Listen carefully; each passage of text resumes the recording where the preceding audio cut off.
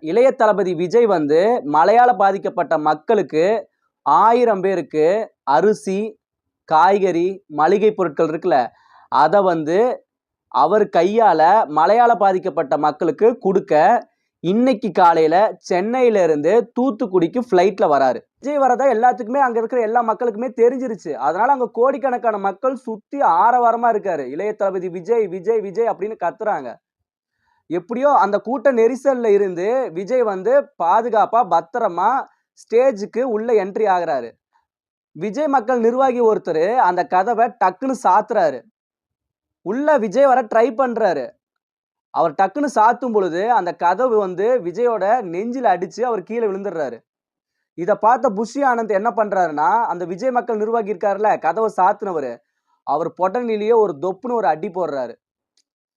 அவர் என்னமோ தெரியாம தான் சாத்துனாரு. விஜய் வந்து கீழே விழுந்து